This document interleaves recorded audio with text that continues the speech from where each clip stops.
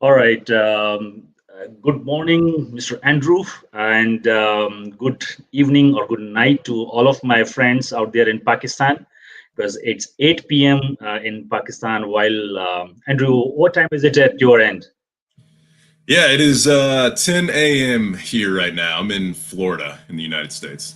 Excellent. And I think we are in the same time zone. It's also 10 a.m. in the morning in Toronto. So we kind of, we are location independent. At the same time, we are, connected to each other due to this technology.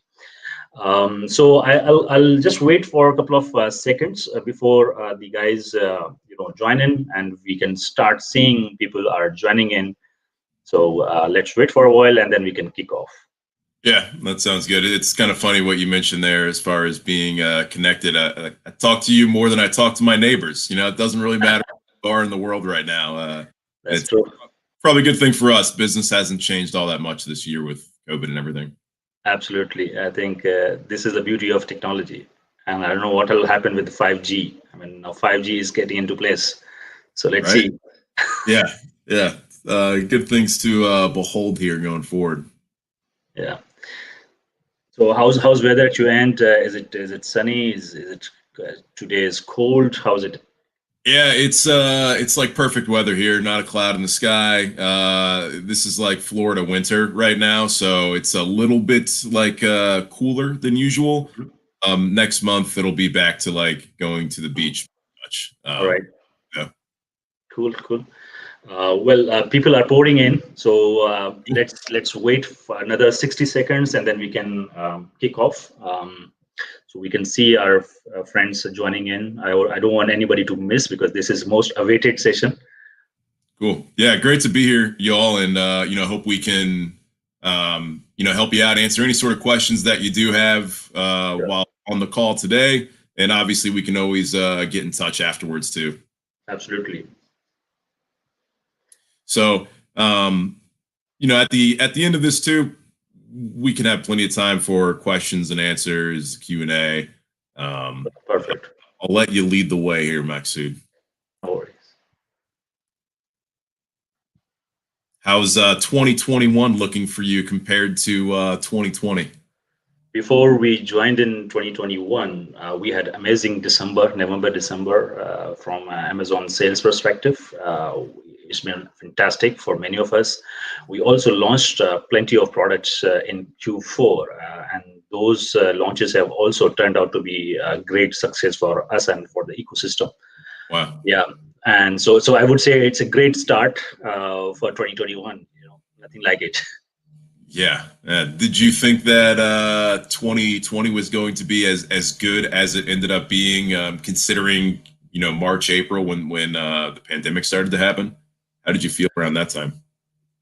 Well, I think now 2020 turned out to be very nice because we started seeing traction from April, May, because many of the sellers gone out of stock, and then those who had the inventory with them, they were the king of that niche. And then I still foresee that the 2021 would also be very nice because still the pandemic is not getting rid. We're unable to get rid of pandemic, although the vaccine is out, but now the second stream is also on the cards. UK Yeah. is already in lockdown till March, and we are expected to see that they are going to extend this lockdown to April or May, maybe. Then in USA and North America, it's also the similar situation right now. It's not completely out. So we see a lot of traction on e-commerce because COVID has triggered huge growth to e-commerce space, I would say.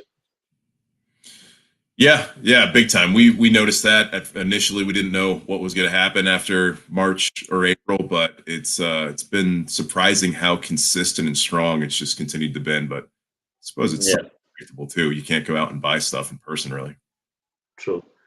All right. So, Andrew, with your permission, I would like to start officially so that we finish it on time as well.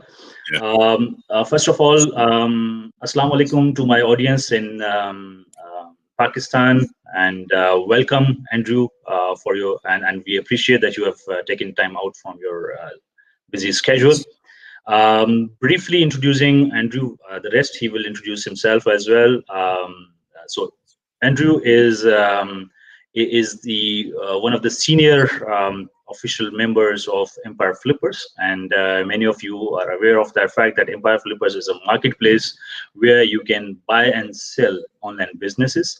They have been, so far they've been able to,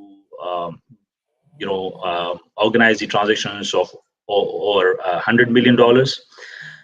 For Andrew, right now, let me tell you, you are live on the biggest or largest e-commerce platform in Pakistan, and I would say worldwide. Let me give you a little bit background of Extreme Commerce. Extreme Commerce was a startup by Sunny Ali. Um, he's a man who revolutionized the extreme commerce or revolutionized the e-commerce across Pakistan. He has mobilized the youngers and the older ones. He has been himself a seller and entrepreneur. He is a seven-figure Amazon seller himself. He has spent more than a decade in e-commerce space. So we sort of have a great opportunity to learn from his experiences. And we have also at the same time a mentor and somebody who has learned from his successes and failures, and nothing can be more than somebody who can share those learnings with all transparency on and integrity. We have been lucky to also see him as a person who has built this institution for the entire Pakistan and world. Why of the world? I'm saying because of this revolution and the movement that he has created, he has been able to contribute to the world's freelance market as well. He has been able to build and train some students who turned out to be the sellers himself, but also there's a huge chunk of people who are now into the freelancing services, and they are serving to seven-figure, eight-figure sellers across the globe, whether they are in USA, UK, Europe, Asia, anywhere in the world. And this is, and you will be happy to understand and know that Pakistan is fourth largest freelance market in the world. So you can imagine the kind of talent or skill set we have been able to develop in Pakistan through this platform. Without any delay, I think now we would talk about the e-commerce a little bit, and then we come down to you. As you know, everybody knows that e-commerce is growing, and the COVID has further triggered this growth in e-commerce space. I was looking at the numbers. Till 2020, it was about $3.5 trillion economy. This whole e-commerce. While we are seeing the forecast that in 2023 this would touch around $4.25 trillion industry. So e-commerce industry is growing. So is Amazon. So is everybody else. So we still see there's a huge potential to participate, to launch businesses, to acquire businesses, and all that. So yeah, now Andrew, over to you, and please give us a little bit background about yourself, and then, as you know that we have discussed in many of our sessions that Empire Flippers role needs to be understood well.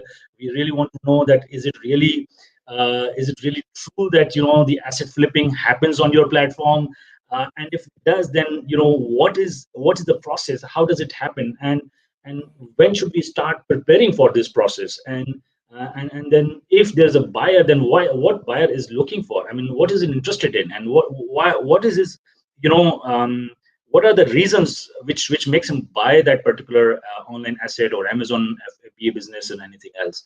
And if there is buyer, then okay, how about the sellers? I mean, are there any more sellers coming into your marketplace or not? If yes, then what is the most preferred businesses that you see is being popping up at your end? That is it Amazon FBA, is it Amazon FBM, Kindle, Shopify, or websites, or anything else that you can talk about? Please enlighten this whole audience and give this audience as many nuggets as you possibly can. Over to Yeah, you, friend. absolutely. And feel free to stop me anytime while I'm going through some slides here and ask any of those questions. But I'll do my best to hit on all of them. And firstly, just thanks for inviting me to this. It's a real treat to be here and connect with everyone. It's definitely one of the great parts about our industry is we're really not able to meet in person right now, but we're still able to talk to each other from all over the world. So thanks again for allowing me to be here, and I'd love to share more about who I am and what we do at Empire Flippers too. Awesome. I'll go ahead and share my screen as well. Sure. If you could give me the heads up that you see it here in just about 1 second. How's it looking? Yeah. Got it? Awesome. All right. So a little bit about me, who I am.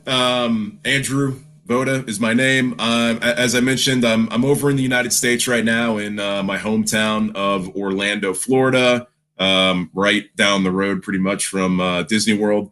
I have an accounting and finance background.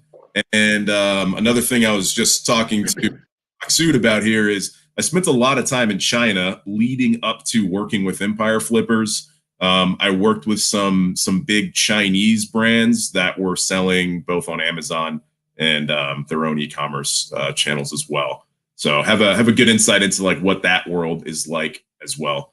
For the last 3 years now, a little bit more than that at this point, I've been working with Empire Flippers. Basically, what I help do is I help sellers or business owners that are looking to exit their business, or really they don't even know they can exit their business. And I talk to them and tell them what are the realities of how much money they could make, what that process will look like, and how long it'll take too. So I'll definitely be able to speak to a lot of those questions that you had with a lot of experience and insight into what the market looks like. Yeah. Real quick overview on Empire Flippers. We have at this point sold over 1,400 different online businesses. In 2020 alone, we sold more than 300 businesses, and more than 100 of those were Amazon FBA brands as well.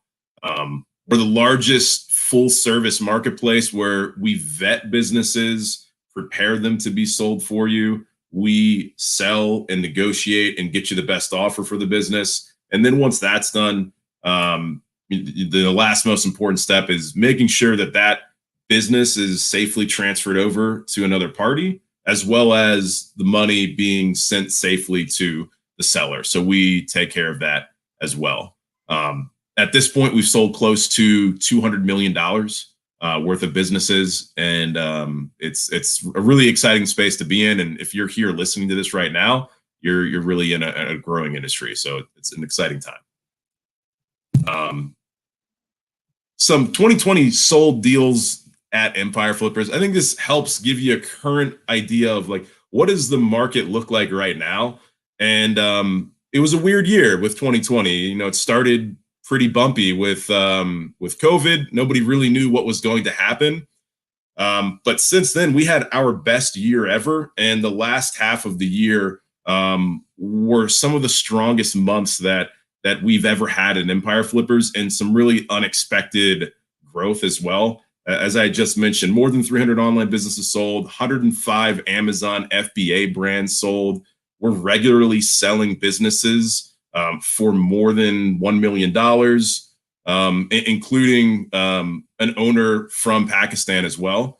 Let me tell you, he's a product of our ecosystem, and he's been one of the first students of Saneli. And that's what I was going to say to you earlier is almost especially every large seller or business owner, and hopefully more and more small ones as well, they're almost always part of a bigger community or mastermind or organization, even though it is somewhat of a solo pursuit sometimes, where you're building the business by yourself. You're only going to benefit by connecting with other people and learning from them to grow. Yeah. So this guy flipped for over 2 million, I believe, $2 million. Yeah, it was a good year for him, Yeah. for Yeah. sure. And just a quick one. I mean, so 300 plus, online businesses were sold in a year. So technically, we're talking about, almost once in a month kind of thing. Once in a Yeah, day, almost. Yeah. So yeah, 365 days and 300. So we are talking about good numbers here. I mean, and out of this, one third is Amazon FBA. So I can see the contribution of Amazon FBA into the total of what you have sold so far.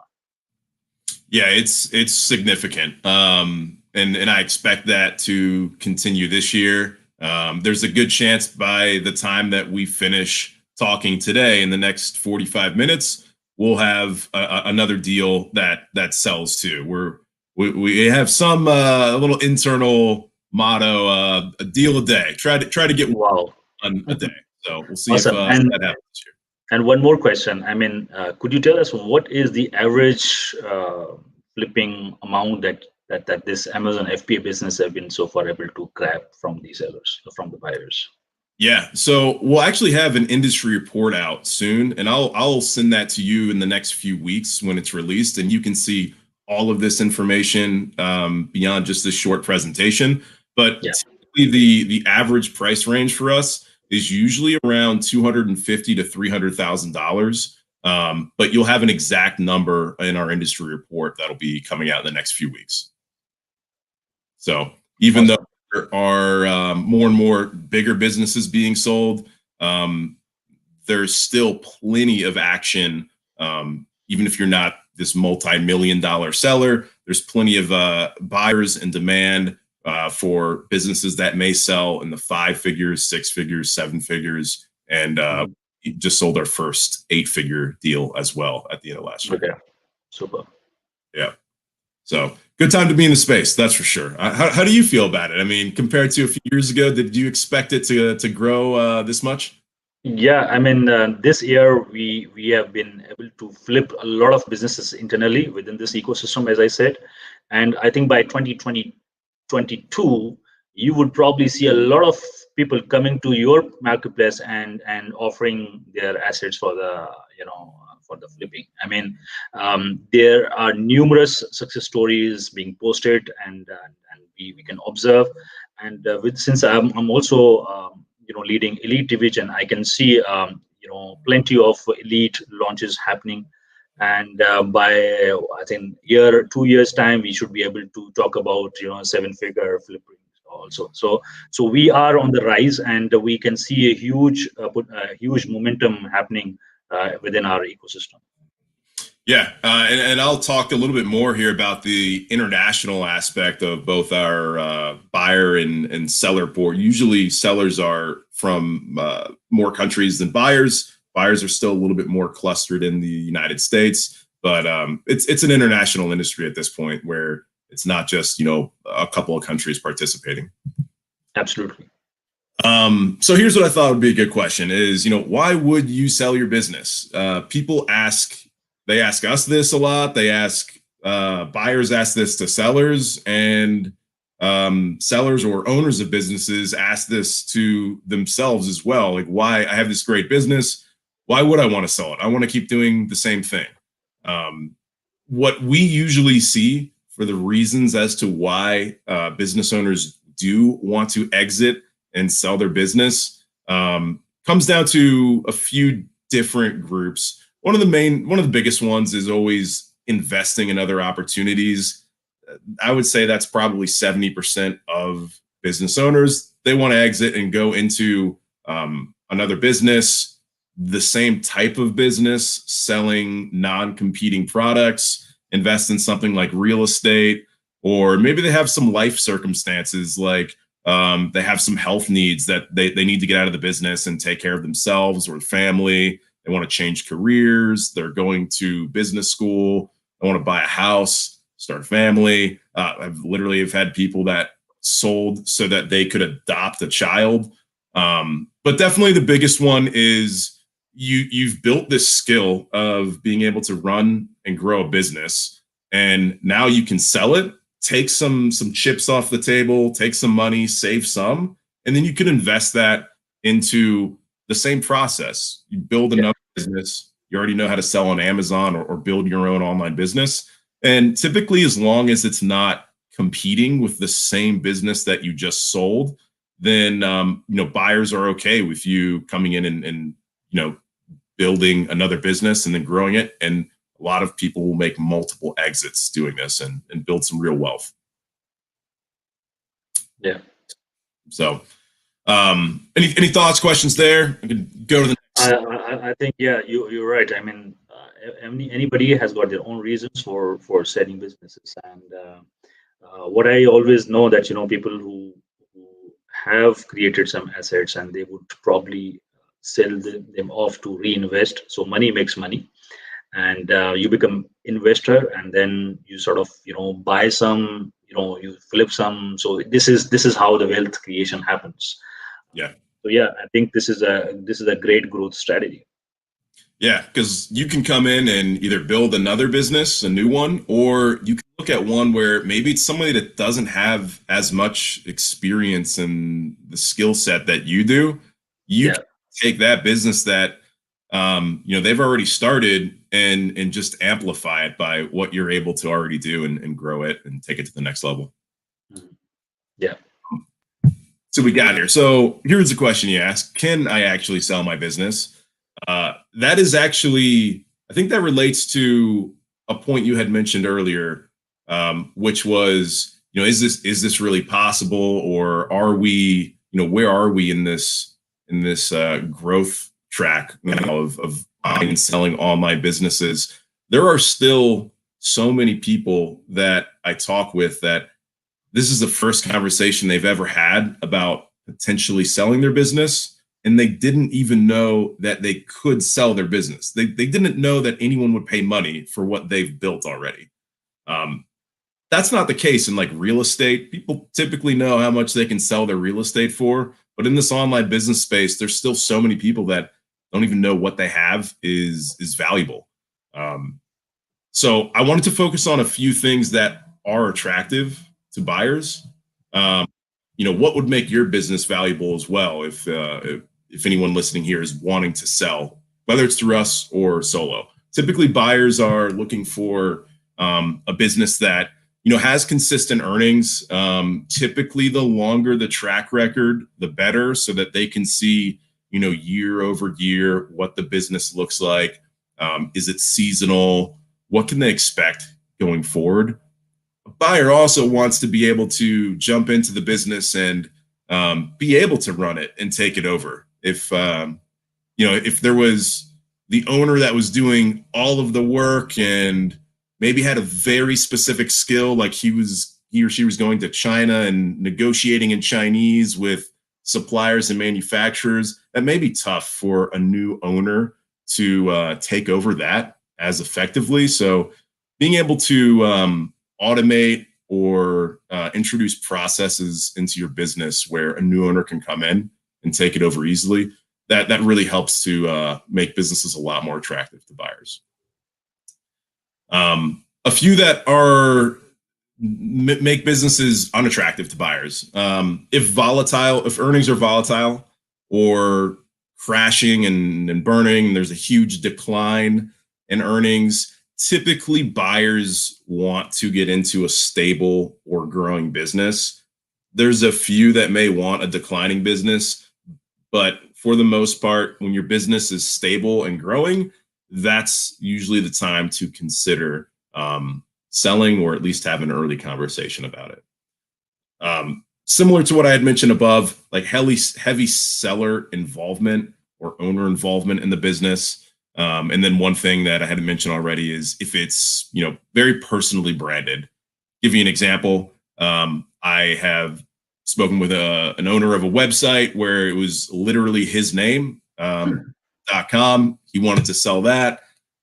It's a little tough there. How would you basically sell yourself and let somebody else run your own domain name? So, you want to try to back up a little bit from the brand and make it about the brand, and the brand isn't about you. Awesome.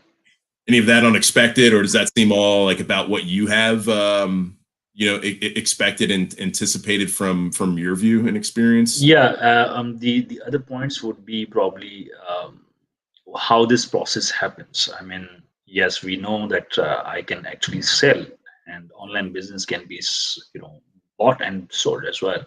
But how does this process happen?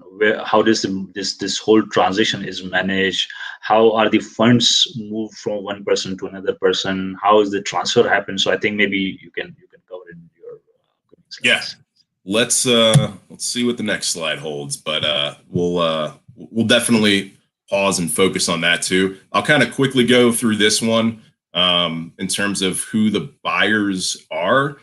I'll start with the bottom here. There are plenty of international transactions that happens all the time. You may have a seller that's in Pakistan or Canada or Malaysia, any country in the world, and then the buyer is going to be on the other side of the world where they're sleeping when you're awake. That happens all the time, where we sell businesses between countries and hemispheres like that.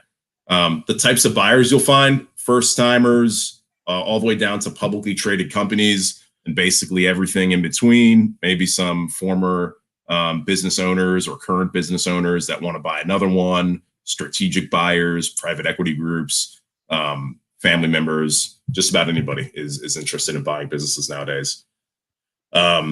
Most of our buyers are still in the United States, but there is plenty of buyers, probably about 35% that are not in the United States. We have both buyers and sellers in Pakistan as well. That's a regular deal for us. Moving on from that, you want me to hit on valuations now, or you think it'd be more beneficial to go into the process and what that looks like? Yeah, I think we can cover this part as well. I mean, Okay. I'm kind of aware of this. We are already managing two of our flipping processes. Yeah. Maksud and I have been talking just about weekly, it seems like, at this point. So we've hit on just about everything already. So I appreciate you listening to me and hearing me say it all again. In terms of valuations, though, how are buyers valuing a business? How are you going to get paid? Typically, what it's worth to a buyer is the average monthly net profit that your business has been earning over the last 12 months times a monthly multiple. So, quick example: if you had a business that was earning about $10,000 per month net profit, and we had a monthly multiple of a 40x, you would just have $10,000 times 40x. You get to $400,000 for the business's valuation. That's typically how we do it on Empire Flippers. Every deal is unique, though. Some businesses are going to have a higher multiple. Some are going to have a lower multiple. Some might have a shorter window where it's the last 12 months, like if the business hasn't been growing a lot. Yeah. So go ahead. Yeah. So, for example, if Empire Flippers say based on our valuation, it's 40 multiplier. What is the influence of seller or buyer on this multiplier? I mean, can the buyer try to reduce it, or can the seller try to twist his arms and get 45 multiplier? Yeah, good question. So in our first process is the vetting process. That's where we're going to prepare all the numbers for you, all the financials. We're going to calculate and determine what we think is a fair valuation for the business. You may have some sellers that want to sell by the end of the month or the end of the year, and they want a lower valuation because they want to attract more buyers. Time is very important to them. On the other side, you may have sellers that are wanting to sell for the most money possible, which seems like obvious, or maybe they just want some more room to build in for negotiation, or they're not in a rush. We're willing to work with a seller there, and if they want to list at a higher multiple than suggested, then we'll accommodate that within reason. Awesome. And this is just the goodwill price that we're talking about. So the inventory and anything else would be on top of that. Yeah. I think you heard where I was going earlier with the inventory. So this is just for the asset itself, the brand, its operations, inventory, any that you have on hand or that is being ordered. It's going to be paid back to you at landed cost at the time we transfer the business. So you won't lose any money on inventory. You'll have all that paid back to you in full. Awesome. So they say basically, so 10,000 is my net profit. So times 40 is 400,000 plus if inventory is worth 30,000, so 430,000 we're talking about, right? Yeah, exactly. So my question is, okay, I'll maybe you will cover in the following slide. So go ahead, please. All right, I'm looking forward to it though. So our process in a nutshell, it's basically 3 steps. Start with the vetting process. We're going to prepare everything there. We'll get to that in a moment. Then we'll have the sales process where we are marketing and advertising the business to our buyer pool, negotiating with them, getting you the best offer possible. Once you reach an offer that you want to accept, then the buyer is required to send money to Empire Flippers. And that's when we go to our last part of the process, which is where we'll actually transfer the business over to the new owner for you. I have a little bit more details here. So if you have any vetting questions, then pause me here to ask them, please. Sure. Sure. So when you actually start with Empire Flippers, what we do is we will connect an email to an Amazon account, similar to how Jungle Scout will do it with via Amazon's API. That allows us to pull the numbers directly from Amazon. So we know exactly how many units are selling for each SKU. We'll break it down per month. And we can understand the revenue and the expenses included in those sales. We'll be reviewing any sort of additional costs or expenses with you as well, like if you have some employees or outside marketing and advertising costs. We're going to understand the business, ask you a lot of questions about it, how you run it, understand the industry and category you're selling in, and compare that to other deals that we've sold as well to see how we've done with that and what buyers have said specifically about your type of product and category. Other than that, we're qualifying the business to just make sure that everything is legitimate. It is able to be transferred. The work required is reasonable. If there is anything that made the business unable to sell, we would likely be giving you some advice on what you would be able to do to either grow the business or to get it in a place where a buyer will come in and buy it. And the last part is reviewing a valuation with you, where we'll tell you exactly what we think the business is going to sell for, review that with you, and then wait for the business owner's approval before moving forward and working together. This whole process usually takes about a month or so to complete, sometimes longer, sometimes shorter. And this is one that Maksud, you and I have been talking about a lot. Yeah. You're having our team do this now, and it's essentially a service that we're going to provide as part of our commission when we sell the business. So, yeah, any thoughts on this since you're in it with us now? Yeah, I've experienced this with you, and it's quite comprehensive. I think there are 2 data sets. One is you have direct access to our Amazon Seller Central. You pull out the data, be it revenue or advertising expenses or any other expenses that happen within that Seller Central. The second part is the input from our end, in which we tell you the cost of goods sold, landed cost, the expenses, be it VA salary or any tools that we are using or anything else that we have paid for. So then your teammate has been working with me on this as well, and I remember we had a kind of quite a lot of discussion around this financial part, and I think it really helps both parties to have a transparency and to have better understanding of every single part of the financial analysis. Yeah, and this is something where you're working with Ryan on our vetting team as well as me, who I work on the sales team. We don't outsource our vetting. This is something that we keep intentionally in house because we understand how not only Amazon businesses are run, but if you have a KDP business or a website where you're selling affiliate products or using Amazon Associates to generate revenue, or a SaaS business. We understand how these businesses work. We've sold them before. That's why we keep it in house, so we can make sure that we're providing the most clarity and accuracy with what a business is worth. Okay, so there's a misconception in the market which I have noticed that Empire Flipper will act like a government entity and they will check every single invoice, they will check every single transaction that you have done, the invoices, the receipts, the God knows what not. I mean, so there's a fear in the mind. So please elaborate. What exactly is your vetting process? Do you really get into those nitty-gritties or the audit part? So please let us know what exactly you guys do.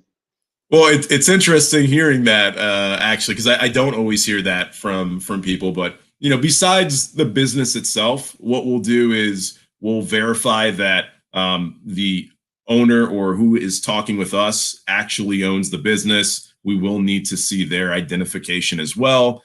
And that's because when you have a buyer that comes in, they're not going to send millions of dollars without knowing that the person representing the business is actually the true owner of the business. But it's not like we're coming and asking questions that or getting like access to bank accounts or social security numbers or anything like that. Not asking your favorite color or anything. It's really about the business, how you run it, what's required, what you think will happen with the business going forward too, because that's going to help with us being able to sell the business also. Yeah. And I think many of these folks out there would be interested to understand that, when you flip an asset, so maybe I'm the owner of the asset and I'm flipping this Amazon FBA. Mostly the buyers are also interested to get those resources, the VAs who are working on, they're interested to take them on board just to make sure a seamless transition, isn't it? Correct. Typically, buyers will appreciate if there are any VAs or employees of the business. They appreciate if they come over and help run the business as well. Not all the time. You may have buyers that have a large team, and it doesn't really matter to them if they have like a customer service freelancer, or they may have their own in-house ads expert. So each deal is unique there, but typically if you do have VAs or freelancers that are helping with a business, buyers will typically appreciate having those people with experience continue to help them out and make sure that they can run the business effectively after the sale. Yeah, awesome. Well, let's talk a little bit more about that sale, how it works, at Empire Flippers, but I put that in parentheses because whether you're selling with us or anywhere, these are some factors that you really need to look out for when selling a business, to make sure that the transaction is secure, you're getting your money, and it leads to a good deal for you. We do all the marketing and advertising for the business. We're going to be promoting to our email list, getting the phone, calling our clients, talking to them about the business, marketing it, syndicating it to other business brokerages. And then our buyer pool itself, actually this year, we introduced a new feature in our platform where if you want to look at a business, you have to show us that you actually have the cash in your bank account to do that. In the past, many years ago, and even to this day at other online marketplaces, you may have hundreds of people reviewing your business that have no intention of actually buying the business. So window shopping. Huh? Window shopping, right? Yeah, window shopping, tire kicking, copying ideas. You want to make sure the people you're showing your business to are serious and there to actually buy the business, not to waste your time or try to learn any secrets about your business. Awesome. Beyond that, I know we're talking a lot here, so I want to make sure that I'm going through somewhat quickly. But we have relationships with our buyers where we'll get back to meeting them in person once this whole COVID thing ends. But we have established relationships. We've been talking to them for years. They know how offers work with our platform. We know how to get the best price and negotiate for sellers and what is going to be a fair price. And then just through that entire process is, it's not just about money and finances and the best dollar amount possible, but you may have been building this business for years and years, and it's somewhat like, your baby, your child, you've worked on it. There's a lot of stress that goes into that. And although you may know how to sell a product on Amazon, there's a lot more that goes into selling a business for potentially millions of dollars. And we're making sure that we're there with you every step of the way so that your questions are answered, you feel safe and secure, and then we get you what you want and moving on with your life. Mm-hmm. So about the transferring of funds. So let's say I am the buyer and you are the seller. We strike a deal, and how does this movement happens, and this transfer of account from one ownership to another ownership? I mean, this also takes time. So tell us about the whole time duration required from the day we get in touch with you, and let's say and the whole process, the valuation, waiting, and then migration, and then the funds movement. At what point the funds are moved into the seller's account? Yeah, good question. So again, starting with vetting here, it'll take about, if things are going normal and you want to sell the business as we've valued it, should take about anywhere from a few weeks to a little bit more than a month. So we can estimate about a month there to vet the business. Conservative. Once you list the business and we start to sell it, our average time to sell a business in the last year, it's usually around 60 days. That's going to vary widely, though, based on the type of business. A $50,000 website is going to sell potentially within 1 day, compared to a $10 million business that takes more time to sell, maybe 4 or 5, even up to 6 months sometimes. But all in all, sales process, it's probably going to be about 2 months, but that's a big variable, and we can always talk about that with a specific business. So 2 months. Once a buyer makes an offer that is accepted by the seller, they need to send the cash to either Empire Flippers directly or a third-party escrow. Once it is in the escrow or at Empire Flippers and we verify that the money is there for you, that's when we'll begin this migration process where we'll go ahead and start transferring the business over to the buyer. This process, it's going to vary depending on the business, but this usually takes about another month to complete at the end for a larger Amazon business. A simple website is only going to take a couple of weeks to complete. When that's complete, that's when we send the money to the seller's bank account. And I can go back to that migration slide, but we'll send it out typically via bank wire, but we can pay out a few different options as well. Like some sellers want to be paid out in cryptocurrency. That's an option also. There, what could I elaborate on? No, I think this is transferring of money is quite clear. I think escrow is most reliable. It's intermediary, so the money is parked there, and I think both parties should be fine with that. Yeah. I mean, we're obviously not going to start transferring a business until we have the cash ready to go, and we're making sure that transfer process is a smooth one, guiding both seller and buyer through that process. And when it's done, that's when we go ahead and send the money over to the buyer, and then the buyer has the business and the transaction is complete. That's it for selling a business. Sometimes it takes even a shorter time than how much we've talked today. Sometimes they can happen very fast, but yeah, usually time from start to finish, about a month in vetting, 2 months on our marketplace, and then 1 month in the migration process.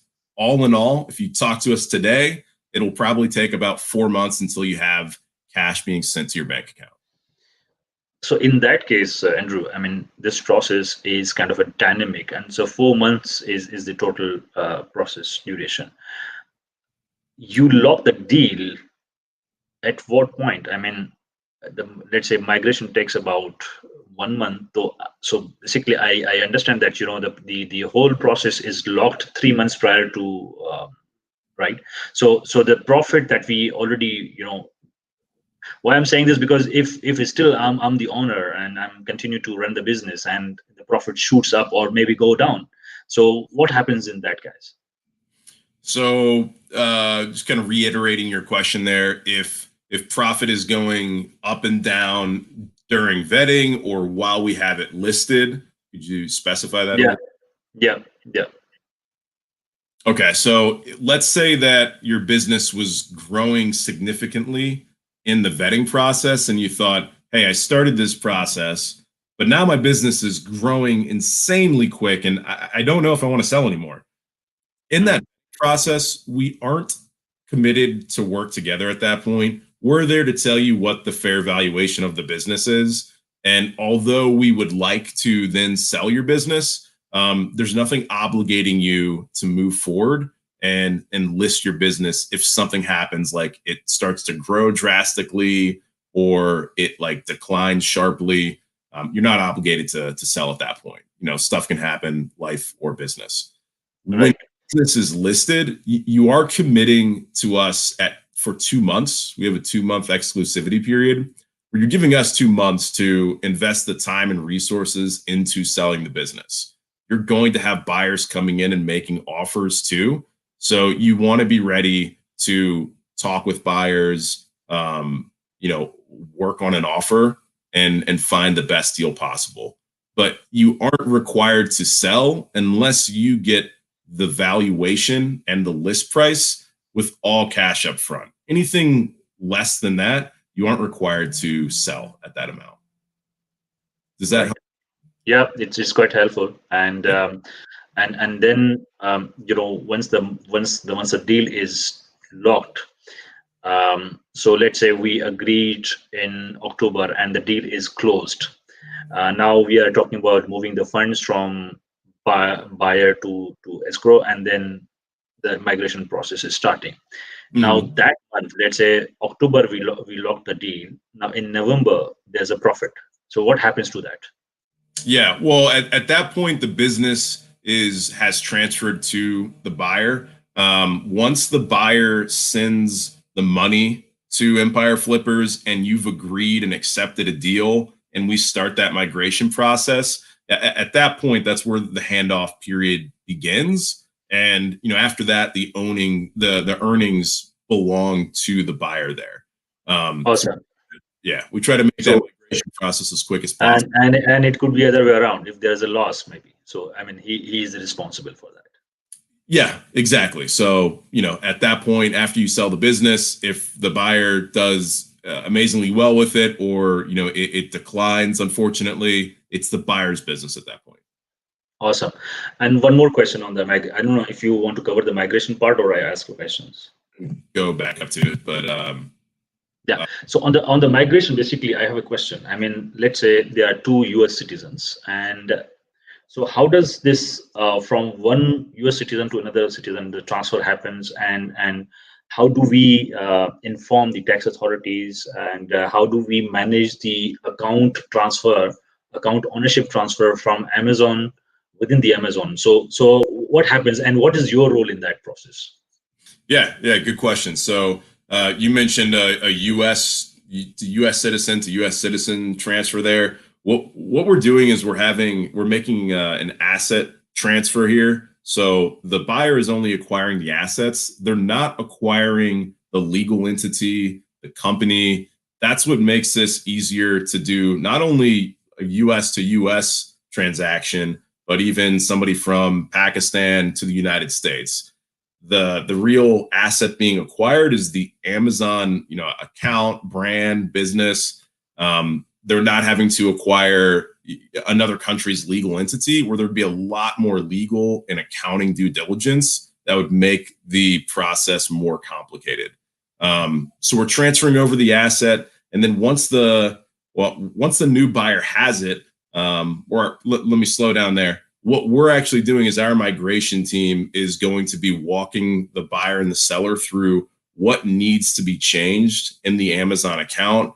If there's a website, we're going to help migrate the content from hosting service to hosting service, make sure the domain is transferred over, make sure inventory trademarks are transferred over, the processors are introduced to the buyer, an introduction to the suppliers happens as well. All of that happens in that migration process after a seller finds a buyer for their deal. Awesome. And so I suppose that there's a buyer from Pakistan, let's say, and the seller is a US citizen. So again, there's no. So what you do is you move the account ownership. You don't actually move. You don't sell the companies. This is what you're saying? Correct. Usually we don't sell the companies. Sometimes companies are acquired because it can benefit people. It can help them save on taxes, but 99% of deals are done via asset purchase agreements and not share sales or the company being acquired. And I have some questions. I'll put them up, but let's continue now. Yeah. Go ahead. Sounds good. And I'm almost done here as well. This is actually the last one. Kind of goes back to, why would you sell in the first place? But, this is a real question that a lot of people that have exited their business face is, what do I do now? I've sold my business. What's next? This is an extremely valuable skill. What you're going to go through to both grow and exit a business that is very sought after. I mean, literally all around the world, from the United States to Pakistan and everywhere in between. But after that, though, a lot of business owners, they'll become serial entrepreneurs. They'll start or buy and sell more businesses. They'll acquire a new business from somewhere like Empire Flippers, a smaller one, and then grow it. A lot of them will repeat the process and just continue to make multiple exits. Maybe some will take their experience, and then if they want to go into more of a corporate route and work for a big company, that's a possibility as well. And these are really the possibilities for, what it would be like if you want to stay in the industry. Plenty of people would rather maybe move on and pursue a passion, and they'll have the money to do that. But there's a lot of promising options there for after you sell a business. Yeah, awesome. I'll still bring you back to the migration process because I'm still want to clear as many things as possible. Sure. So when it comes to dealing with Amazon, and for even any small change that you want to make, even sometimes you want to just update the brand name, it takes ages. Yeah. And the people behind sitting in the support system in Amazon are also amazing people. They have high level of intellect, and they are very sophisticated. And you just write one statement, they understand fully, and then do 10 things for you. Now, who does the correspondence with Amazon when it comes to account transfer, account ownership transfer from Maqsood to Andrew, for example? Do you have any role to play in that, or you sort of a draft and you have certain templates, or you have exactly right communication or message that if I write this and this, they will understand the process? Please elaborate on that. Yeah, so it's the latter there, what you're referring to. The actual communication is going to take place with, like, you as the business owner selling the business. You would be the one communicating with Amazon to transfer the account to a new buyer. we're going to give you step by step what to do. We'll tell you what to say at certain times to make it a smooth process. And if it's a more like, sometimes we'll transfer just the listings and not the actual Amazon account.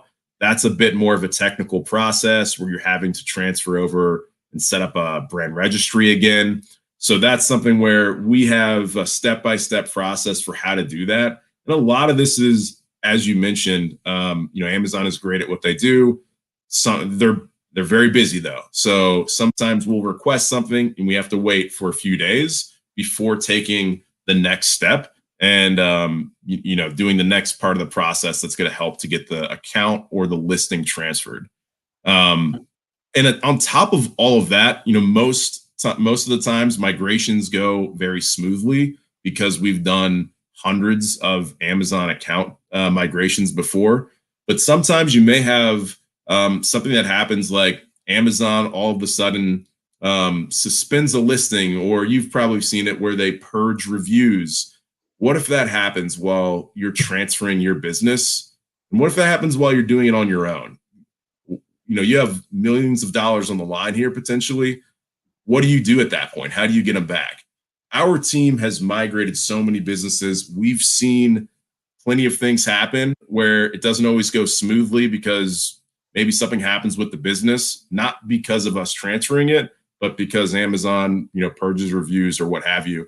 We know how to save that and make sure that at that critical moment, the account and business is transferred over smoothly and avoiding any sort of errors. Mm-hmm. Awesome.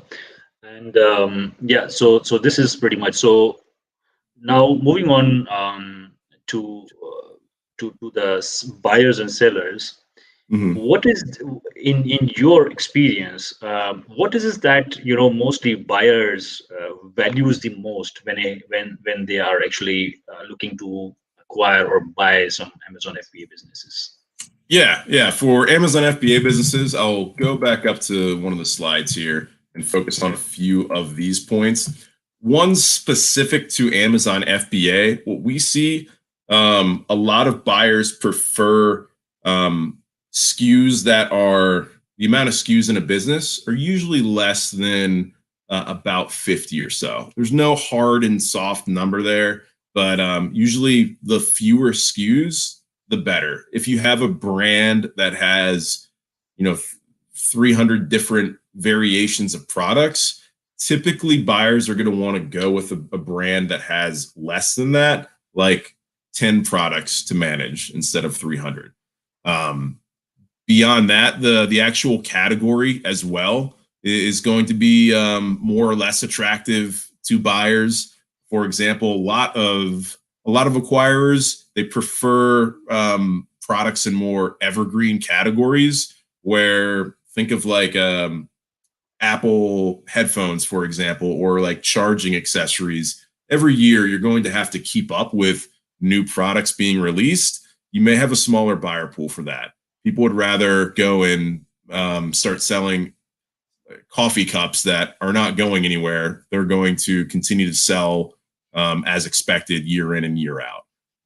So category itself, the amount of SKUs in a business, profit margin as well. Usually buyers are looking for a profit margin of about 20 to 30%. How you're selling products, you may have some people that don't do any paid traffic. That's a big opportunity for a business to come in that knows how to run pay-per-click ads on Amazon and really increase the revenue and earnings dramatically there. Those are a few things right there. There's more, but overall, the most important things for buyers are getting into a business that is consistent. It has year-over-year growth, healthy profit margins, and predictable revenue from Amazon. And I see the age of the asset. I mean, you're saying it should be minimum 1 year old. Yeah, so that's what we require at Empire Flippers. If a business was started 3 months ago, we'd recommend that you continue to grow that. Once it is more old, we can estimate what the seasonality will look like. buyers typically want to understand, is this going to perform better in certain months than others? So that's why we require 1 year. We're going for more established businesses. Mm-hmm. Cool. Yeah. Well, good deal. Was there any questions that were coming in here that I could help answer while we're together? So are you finished? Are you done with the slides so that I can take the questions? Yeah. Yeah. Okay. Awesome. Okay. I'll just You want me to stop sharing my screen or anything? yeah, I'll do that. Okay.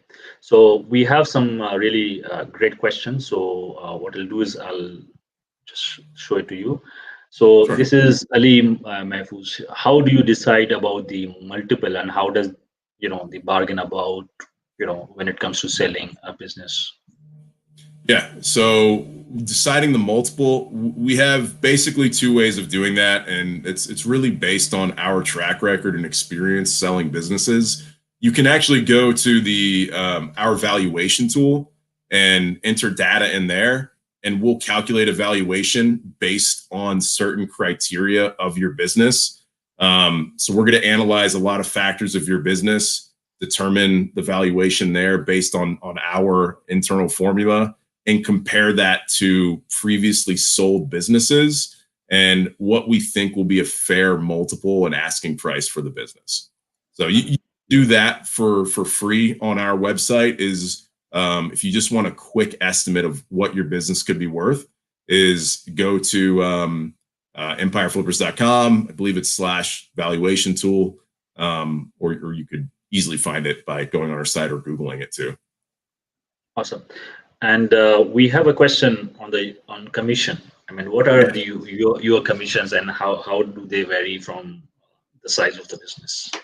Yeah. So we have our commission broken down by the listing price of the business. If a business lists for less than $1 million, the commission is 15%. If the business is listing between $1 and $2 million, the commission is 12%. The business lists between $2 to $5 million, the commission is 8%. From 5 to 10 million, it goes down to 5%, and then above $10 million, the commission is 2%. That's something that I can send you an article so you can actually read those numbers through as well, Maksud, and send that out. Sure. Something where for an Amazon business, how we were talking about inventory is purchased on top of the price of the business. We don't take commission from that inventory amount. You get that paid back in full. We want you to keep your business well stocked. We're only charging commission on what we're able to sell the business for. Okay, cool. We have a question from Kasim, and he is saying, are these listings SBA approved? Hey, Kasim. Yeah, good question. So a few of them are approved. Just this week, we had 6 that are pre-approved for an SBA acquisition, which is, in case you're unfamiliar with that, that's a loan that you could use as an American citizen to buy an American business. Now, banks are typically not lending aggressively for online business acquisitions. It's becoming more popular, but typically deals are always done with cash through Empire Flippers, at least. There are some deals that will qualify for an SBA loan, but most of the time a cash buyer comes in and acquires it faster than somebody that's looking to get a loan from the government would be able to. Yeah, I was also having a discussion around the same topic with somebody in investment banking here in Toronto, and he was also saying similar thing, and he was saying that it's better you do some your own investment, and you sort of mention that I'm running this e-commerce business, I'm into this digital marketing, and you pour in some, let's say 10 grand maybe, and then afterwards if you go to a bank or any lending institution and tell them that you have already put in your own equity, now you would like to have some injections to sort of trigger the growth, and then things turn out to be in your favor. Yeah, it's still an emerging type of loan as well. I expect to see them more used in the future, but right now it's still complicated, no matter what country you're in, to have a bank loan you money to acquire an online business. But there's more and more solutions coming out as well. I believe companies like Clearbank are offering loans for acquiring online businesses. And that's the thing, is the asset itself, like Amazon businesses and other online businesses, they're becoming much more serious to more sophisticated buyers. And with that is going to come more services for acquiring them as well. Yeah. Okay. So I have a question. I mean, this is very good question. When we say net profit, I mean, we're talking about the profit after taxes, I believe. And Before. the question uh, before taxes. Okay. So the question here is, you can read yourself. So how does it happen in the eyes of government? Sometimes there are some accountants. We don't know them, but there are certain accountants. They play with the balance sheet, and then they show some loss maybe. So how does that particular part is managed? So I think that there's a difference here in terms of if you have an owner or potentially an accountant that's preparing an income statement for tax purposes, they may Yeah. include a lot of expenses that are not real business expenses. They're just there to reduce the amount of taxes that you're going to pay.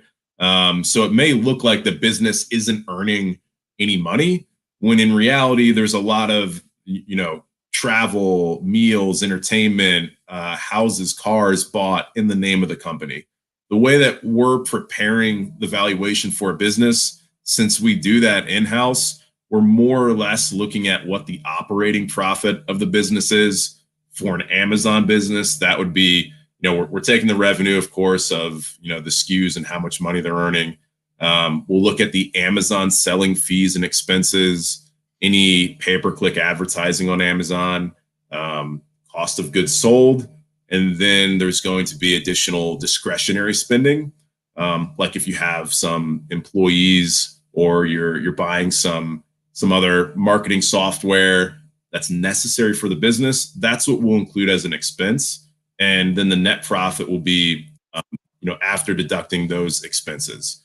Anything like any of the expenses that we were just mentioning that an accountant might include, that's not something that we're going to include, and not what buyers are including in their offers. Right. Be before interest, before taxes. So one more question. I mean, Yeah. I believe we did cover it, but just elaborate for this gentleman, Ali Raza. So do Sure. you get the goodwill as per the past years when the vetting process starts, or per past year performance when the deal is closed? So I believe you guys do review last 12 months most probably. Yeah, so we review the entire history of the business. If you go to empireflippers.com/marketplace, you'll see all the listings that we have live, and you can see the earnings from prior months beyond the trailing 12 months.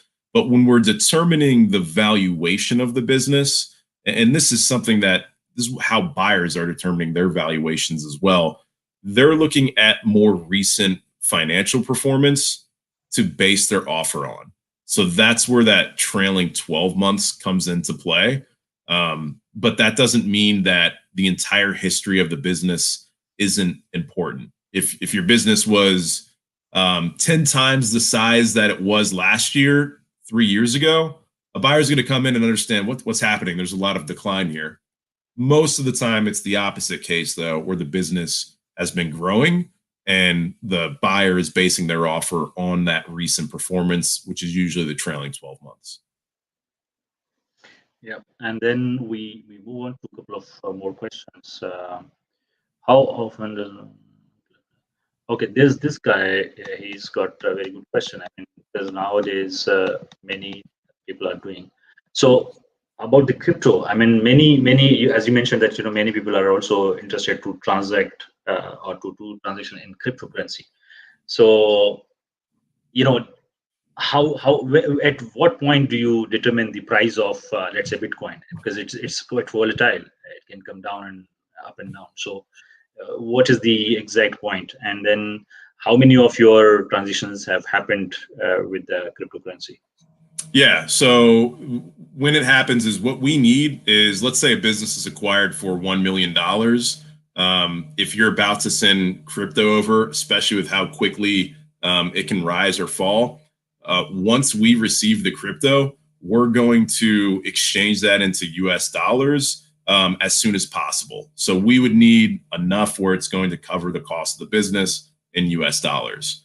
Not a lot of transactions happen via cryptocurrencies, but I would say maybe a handful a year, 5 to 10 deals a year get done via crypto. One advantage to that is the speed of actually sending the money over and the funds is much quicker. And you may have some countries that limit how quickly you can send money, or even how much money you can send out of your country. So crypto solved that for some buyers and sellers in the past. There's this question from Munib on the Kindle. How many businesses you have been able to flip on the Kindle on Empire Yeah. Flipper, and then how does this valuation and vetting process? Because Kindle is slightly different from Amazon FBA. Yeah, good one. Yeah, right now I'd have to double check, but I'm not positive if we have any Kindle businesses up for sale right now. That's one, though, that we have a really good track record of selling Kindle businesses.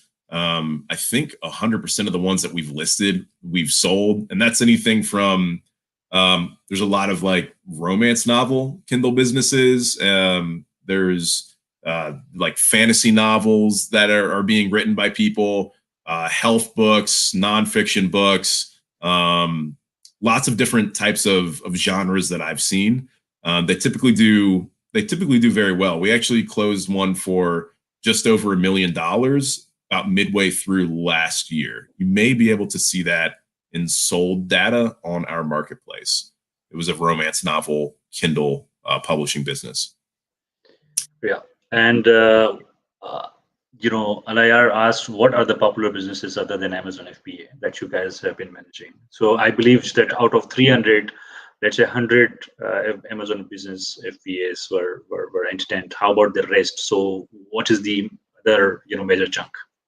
Yeah, good question. And yeah, we focused a lot on Amazon throughout this conversation, but we actually started off about a decade ago. And before Empire Flippers, we were called AdSense Flippers.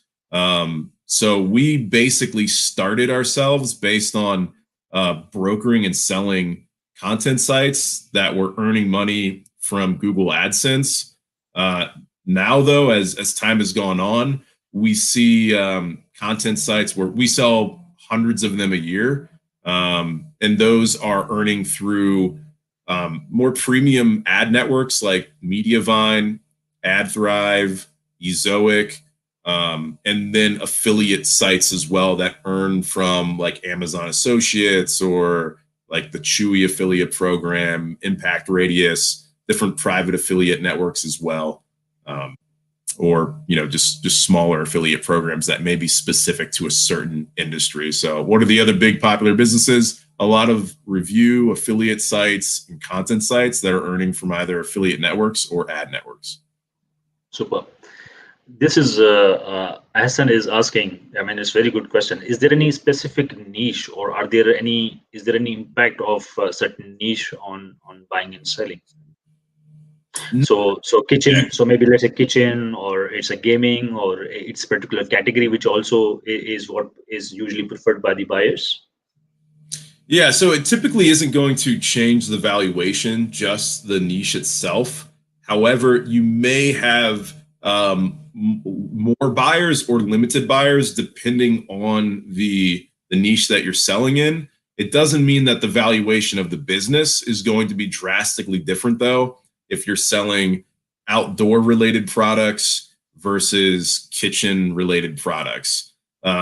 Usually the categories that require somewhat more specific buyers, though, are supplements, nutraceuticals, and electronics. And then the last one that is a big one is like apparel and accessories, where, if you have like a yoga business selling hundreds of different types and colors and sizes of yoga pants, that's probably going to be a different type of buyer than the more broader market of Amazon buyers that are good with, anything from kitchen to outdoors to automotive to just about anything. Awesome. Okay, this is Abdul Alim is asking very good question. Is it just the accounts that we transfer, or we can also flip one listing from the same account? Yeah. So Amazon now, with their inventory performance index, and restricting how many products you can send into Amazon with new accounts, it's made transferring just listings more difficult. Most buyers are going to want to acquire the entire account. That happens now probably 8 or 9 times out of 10, where we're selling the entire account. It is possible for us to transfer the listing where the owner would keep the account and we're just transferring a listing out of it. But when that happens, that is really we're only going to recommend that if, let's say, Maksud, you have 2 big brands, you want to sell one, but you have another big brand that you're not going to just transfer over to the buyer for free. You want to keep working on that business. That's when we'll look at transferring just the listings, because you're not including both of those brands, only one. Last on that is, you want to make sure, though, that if you're doing a listing transfer, you can't still continue to run and sell competing products. Those you'll need to likely be done with that category of product, but that's something that you would have to review with buyers. This is a good question. I mean, Ali is asking, can Pakistani national having a Pakistani passport buy an account, maybe let's say listing or account? Yeah, happens all the time. You can go and register for an account on Empire Flippers right now. One of the first steps will be verifying your identity. We have buyers from all over the world, including Pakistan. So yeah, that's business as usual. Awesome. Faisal is asking if there are 2 partners. So do you guys have any sort of a kind of a due diligence on the part of where the assets are coming, or where the cash is coming from, or they both can just pool in the money and put in one bank, from there they can do the transaction? Yeah, that happens a lot now, where, typically the larger the business, it's not just one individual buying it. It's either, bank account where funds have been pooled together by several individuals, or it's a firm that's raised millions or tens or even hundreds of millions of dollars from investors to buy businesses. And when that's the case, it's just sent from the company bank account directly to Empire Flippers. So if there's a couple of business partners involved, it doesn't really matter how many people are involved, because it would be, another business or company acquiring it. One question, this is of all these questions. You must have seen a lot of listings when it comes to Amazon affiliates. So what kind of niches you have mostly seen people are listing with? I mean, what kind of niches they are into? Yeah, the big ones that are usually quite attractive to people are ones in the pet space, health, wellness, exercise related, outdoors, automotive, beauty, anything family kids related as well, hobbies and interests. Also, you can go very niche, as the person who asked the question as probably knows. Like, if you have an Amazon associate site, you can get some extremely specific websites out there. It really comes down to, there isn't like one magical category. If you feel that you can make an impact and do better than some of the other competitors out there, it doesn't matter if the business is selling, products for pets or for cars. You don't have to worry about overthinking it that much. Really, the more important things are the track record of the business, how much money it earns, how reliable it is, your processes involved, and all that. Okay. Yeah. Awesome. Saqib is asking two questions. Can we acquire? I don't think so, but yes, his question is: can I sell 50% of my account as an equity? So, do you guys just deal in 100% account acquisitions, or you can sell part or 50% of your FBA business? Yeah, so short answer is it is possible, and we do have businesses where it's not always just 100% of the business being sold. Perfect example of that is actually a pet business that we have listed right now, and one of the buyer that's coming in is the biggest competitor who wants to acquire that business as well, but they're not buying out the entire business. It's likely that they're going to be acquiring it. A majority stake at 51%. So right. Pretty uncommon. Most buyers want to acquire the entire asset, but sometimes there's equity deals or the owner will stay involved after the sale and have some stake. Awesome. And somebody, okay. So this is a good question from Mohammed Umar. He's saying, which markets other than USA, Amazon assets are flipped? UK, Germany.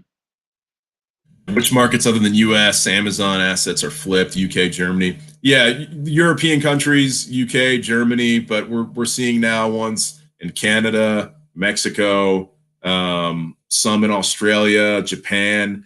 It seems like just about anywhere Amazon is going to be selling, you have more and more buyers that are going to be comfortable with how to sell on those platforms. Maybe the language is different, but more or less the processes are going to be the same. So we can sell any business that's selling on Amazon, regardless of what market it's in. All right. Aleem is asking, can we flip Amazon dropshipping wholesale businesses on Empire Flippers? I think yes. Well, good question. We typically don't list most of those anymore.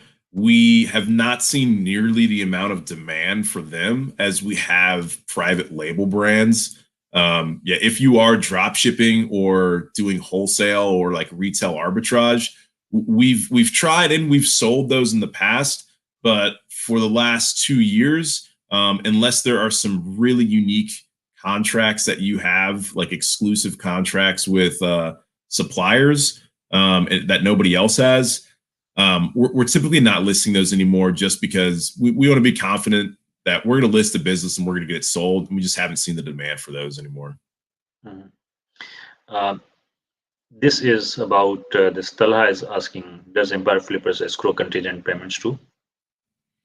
Contingent payments meaning are we paying out like if there's an earnout?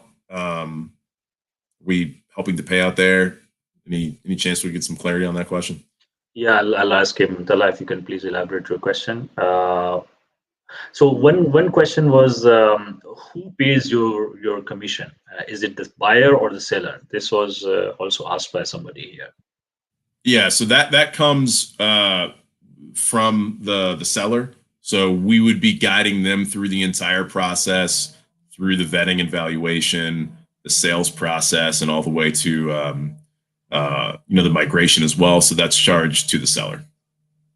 And one more question: are there any other charges other than commission, like price for waiting or listing on your platform? So I think this is listing on your platform. And so can you elaborate your commission part and the charges that Empire Flipper is applying?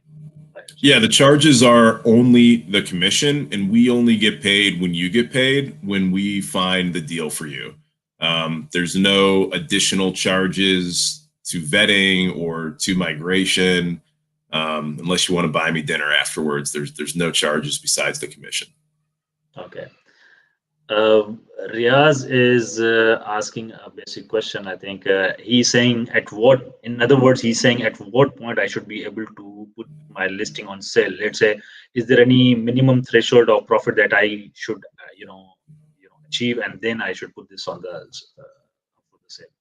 Hey, Riaz. So for content sites like Amazon Associate sites, we require at least $500 a month on average, that'd be net profit per month over the trailing 6 months. It's different with Amazon FBA businesses and other business types. Instead of $500 net profit per month over 6 months, we would require an average monthly net profit of at least $1,000 per month over the trailing 12 months for the larger businesses, more involved ones, I should say, like Amazon FBA, e-commerce, SaaS businesses. We have some. If you go to our website and look at selling a website, you'll see all of the requirements there as well. That'll break these down. What I'm saying here. Mhm. I think Kasim has come up with a very technical question. I think you'll be able to how to unlock the listing in Empire Flippers if the SBA approved listing and bank doesn't have the funds initially available, as FBA will be funding 70 to 80% of funds. Yeah, for SBA listings, you would need to either show us still verify liquidity and show us the cash to buy the business, or have a pre-approval to get an SBA loan, and we would accept that as documentation so you could unlock the listing. Super. And apart from this, there's always a question that, is there also a minimum threshold of reviews on your listing? When you're buying, obviously you're looking at the profit, you're looking at the history, you're looking at the revenue. Are you also looking at other parts of your account listing? So the number of reviews, or kind of what kind of rating you have, how's your listing looking like? I mean, the images, the EBC material, the content. So can you elaborate a little bit this part on what are the considerations when it comes to weighting and valuation, putting a valuation on that? Yeah, so to answer the review part first, there is no minimum requirement on the number of reviews or even the star rating of the review. That kind of works itself out to, if you're earning a lot of money with the business and it's earning, let's say, $30,000 net profit per month, it's likely understood that you're going to have a significant amount of reviews, and they're going to be mostly high quality ones as well. So there's no exact minimum requirement there from our team, because that's typically reflected in the performance and earnings of the business. The bigger the business, say it's great to see 5-star reviews, 20,000 of them. Typically though, we're seeing if from a smaller business, it's going to have a few hundred reviews, hopefully more than 1,000. Trying to stay above 4 stars, 4.5 if possible. Super. And I understand that if a business which is on Amazon right now, and they have also developed other sales channels, let's say Shopify, or they're also, they have treated their business as a brand, and brand is actually spread across.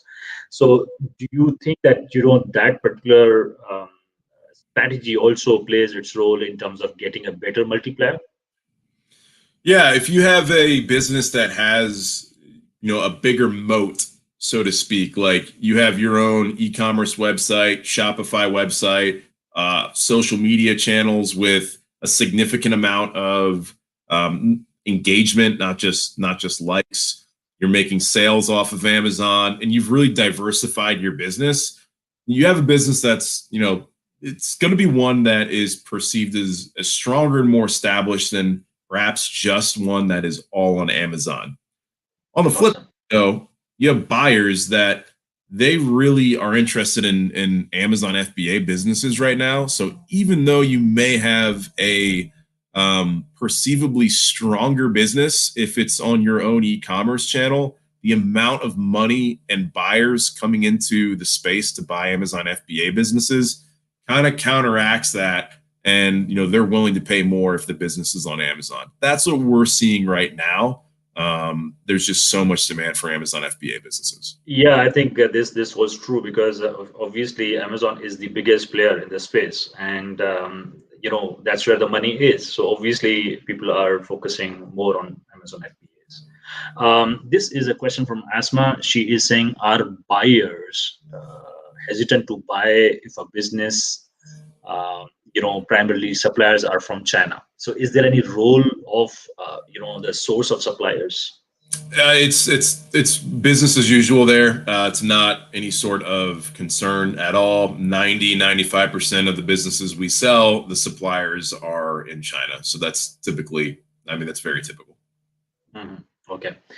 I think we have taken a lot of time, so let's take a couple of more questions, and maybe we can conclude the session. It's been very insightful, and people are asking really good questions. So I can't help taking those questions.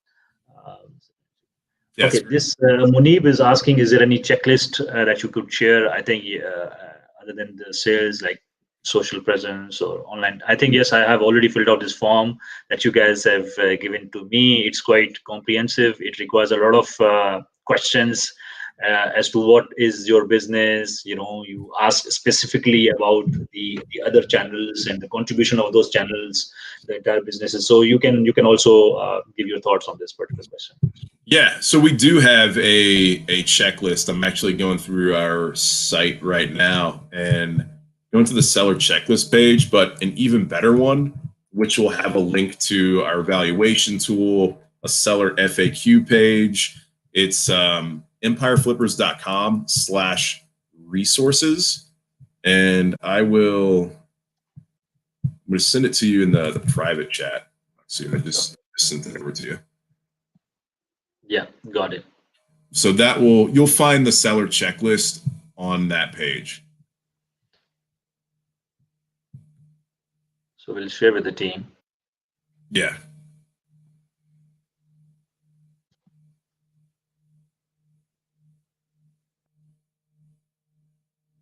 So Munib, you can find it here. I've just posted. Yeah, and that'll have a lot of other information too, like some articles, data, podcasts, and our marketing team is extraordinary too. I know that's high praise, but they are regularly making very large content pieces. We have a few different types of podcasts. So if you wanted to learn more about specific business like Amazon, KDP businesses, or SaaS businesses, I guarantee that we have multiple blog posts or podcasts about that, or even interviews with sellers that run those businesses, where you can learn more about that topic. Awesome. There are some questions regarding for example, Walmart. Are there any transactions happening for Walmart businesses? Yeah, it's funny.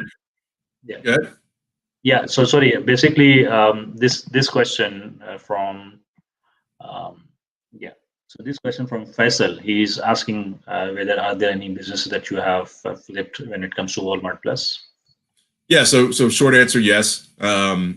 Longer answer though is usually when we're selling an e-commerce business, it's most of the earnings are Amazon FBA. And you may see a very small piece of that from Walmart, but we have not seen too many businesses that have a significant amount of sales on Walmart.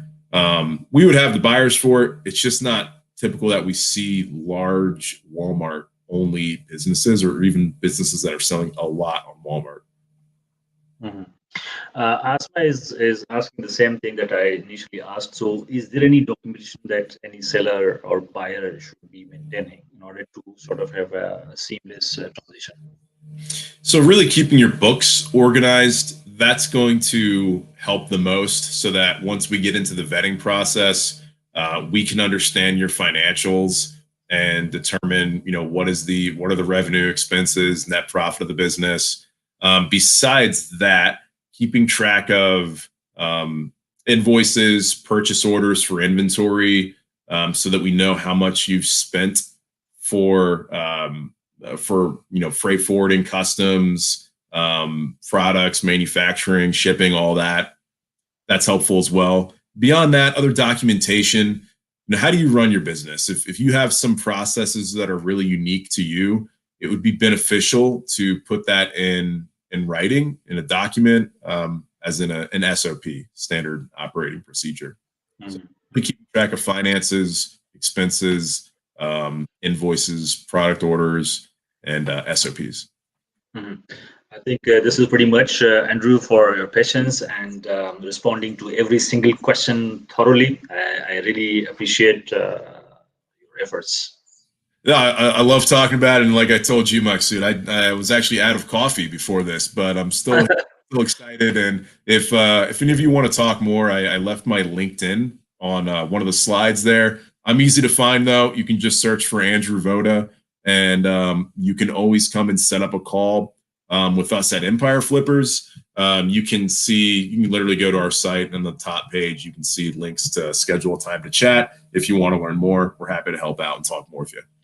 Awesome. And one more part for the audience is that me and Andrew have been also working closely on a couple of assets that we are intending to flip, and it's been really great experience of working with Andrew. He's been very good in terms of advising the right strategy and the right timing as well.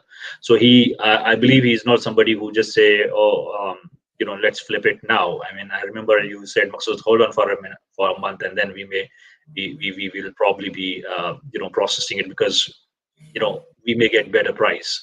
So I think Andrew is kind of a person who is quite candid when it comes to consulting on the flipping part. Andrew, you are, let me tell you, also the Extreme Commerce platform is also, working day and night in terms of, mobilizing the entire resources. And we are very hopeful that in a couple of years, you would see a lot of people coming from our platform to you and offering you buying or selling maybe. And Yeah. yeah, and I think this is pretty good. And I'm ready again. Once again, thank you very much for your time. If you have any final word, please go ahead, and we can just finish it off. Yeah, I mean, I appreciate the invite here. It's great to have been talking to you for probably about half a year at this point. And like you were saying there, hey, it'd be great to sell a business right now, today, all that. But at the end of the day, here we're going to be in this industry for a long time. It's going to be more beneficial for us to establish a long-term relationship and be in this together in the long run. Who knows in a few years where this path will take us. So it's only in our best interest to help you out as much as possible. And excited to work together. Maybe we can do some more of these, or vice versa. We can have you on Empire Flippers podcast as well. Be great to do that. Yeah, awesome. Thank you very much once again, and thank you very much to the audience for coming over and listening to this session. Thank you very much. God bless you, everyone. Thank Thanks you. a lot. Take care, everyone. Have a great day or evening. Bye-bye. You are in the world. Well, it's good night there. Good night. Yeah. All right, thank you, everyone. Thank you. Take care.